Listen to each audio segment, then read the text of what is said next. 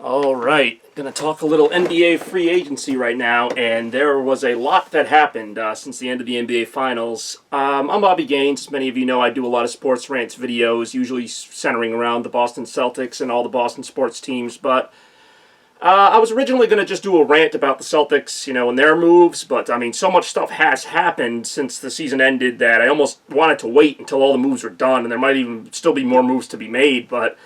A lot of the major dominoes have already fallen, so I'll start with the Celtics. Obviously, they lost Kyrie Irving. He went to the Brooklyn Nets, and the more surprising fact is that Kevin Durant signed with the Nets, although he won't be available until the season after this one. Still, that is an incredible move for a team that was pretty much down and out, being the Brooklyn Nets, and now they are a championship contender maybe not next year, but the year after, certainly, with Durant and Kyrie.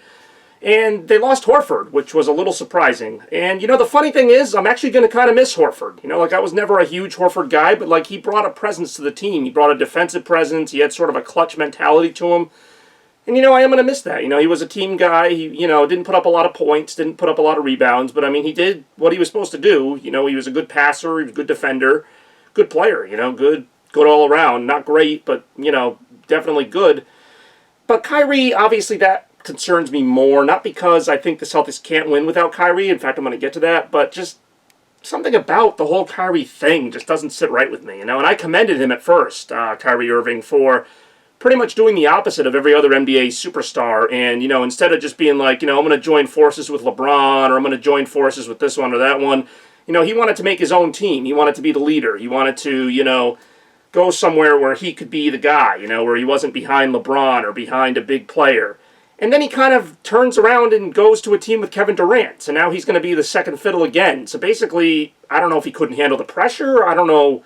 Maybe Boston wasn't the right fit for him. But it just kind of negates a lot of what he said and did, during his short time in Boston, where it kind of seemed like, okay, we can count on Kyrie Irving. He's the leader.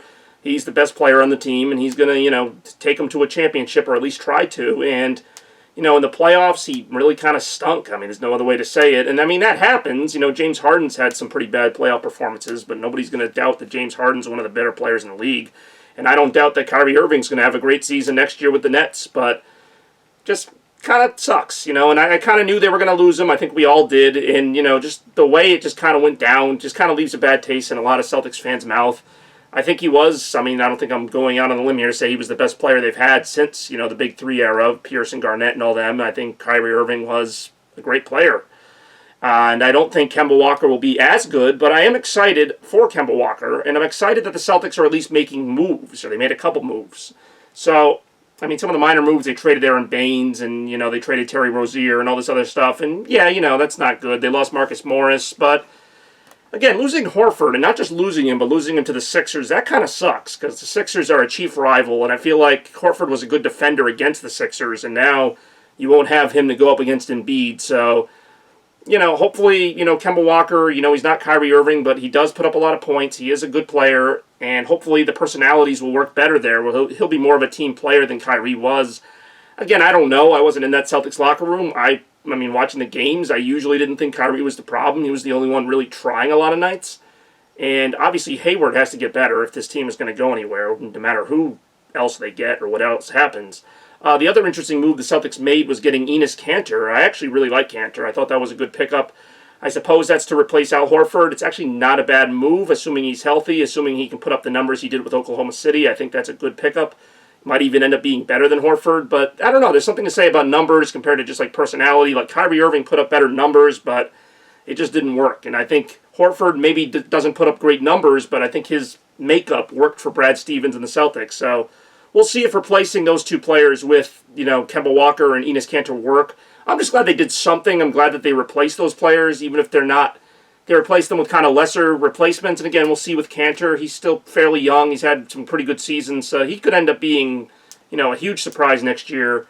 And Hayward could end up being, the Hayward he was in Utah, scoring 20 points a game. He might have to without Kyrie now. And I think in some weird way, not having that, big superstar in the middle kind of makes the team better. I know that sounds weird to say, but, not always deferring to Kyrie Irving might help Jaylen Brown and Tatum improve. And, I'd be lying if I said the Celtics are going to win a championship now based on these moves, but I think it at least keeps them where they are, which is maybe the top 3 or 4 in the East, depending on what happens now. Kawhi Leonard left Toronto, so that weakens them. He went to the Clippers. And let me just say a couple things. One, I'm so glad the Lakers did not get Kawhi Leonard, because that would have just completely broken the NBA again. And two, how the heck did the Lakers get Anthony Davis? Like, that really kind of ticked me off, and it took all of, like, one day after the season was over for the Lakers to pull off this big trade for Anthony Davis. And now you got Davis and LeBron in LA, and I'll tell you why it ticks me off. Not because I'm a Celtics fan, but because I've been watching the Lakers for the past few years just completely mismanage their team, signing a bunch of crappy players, making a bunch of questionable trades, drafting Lonzo Ball, which, okay, yeah, he was probably the best player available there. The Lakers were always kind of this work in progress, and then all of a sudden they get LeBron and they get Anthony Davis, and just like that, they're right back to, championship contenders. And it's like, really? It's discouraging, too, because obviously the Celtics had been going after Davis for the past few seasons, always rumored to be traded. Celtics, I think, had a better amount of assets to give up. I don't know what the asking price was, but I would have been willing to part with Brown, Tatum, draft picks, pretty much whatever it took to get Davis. Now, obviously, if Kyrie leaves, your team's still not as good with just Davis, but it kind of bugs me that the Lakers were able to pull that off so quickly and so easily after all this build-up to it. So the Lakers will be good, but the Clippers will be good because they got Kawhi Leonard and they got Paul George from OKC, which was a bit of a surprising move and makes me wonder if OKC is going for a full rebuild because they put those two together, Paul George and Russell Westbrook, I assume to contend, and they actually have a chance now since Golden State's weakened, but they trade Paul George to the Clippers, so I don't know how that all came about, but obviously that influenced Kawhi Leonard to go to LA, to go to the Clippers. So I'm actually excited for that. I like to see balance in the NBA. I don't like to see these big, super mega teams. The Warriors losing Durant kind of evens things out. Klay Thompson's going to be out for a lot of next season. So, the Warriors are going to be good, but they're not going to be like this invincible force. The Lakers got better. The Clippers got better. Houston still has Harden in the East. You still have a lot of really good teams. We don't know what Brooklyn, what they're going to look like until Durant joins them the next year, but a lot of good teams in the East and the West, and I like to see that. I don't like to see just one team dominate. So, other than the Lakers getting Anthony Davis, I kind of haven't minded a lot of the moves, even if some of them have hurt the Celtics. I don't know where else the Celtics can go from here. Like I mentioned, maybe Russell Westbrook is available because of what's happening in OKC. I don't know what it would take to get him. Probably Tatum and Brown to start because he's a really good player. But obviously I wouldn't mind having him. But, like I said, I'm enthusiastic about the moves. Obviously I would prefer to see the Celtics keep Kyrie Irving, but I don't think he wanted to stay here. And I think, he kind of regressed back to, whatever. He's going to probably be a ball hog next year, and then when Durant comes back, he'll be, the second guy behind Durant. And then who knows, maybe in a couple more years he'll start bitching about how he's second fiddle to Durant. So, again, I don't know. But, the Celtics made do with what they could. I was surprised to see Al Horford opt out of his deal and go to the Sixers. But, the Sixers also lost Jimmy Butler. They traded him to the Heat. A lot of moves, a lot of little moves and bigger moves. So the NBA free agency isn't over yet, although most of the big players have signed. But that's just my opinion on it. What do you think of the Celtics' chances next season? And what do you think of the NBA free agency so far? I'll see you in the next video.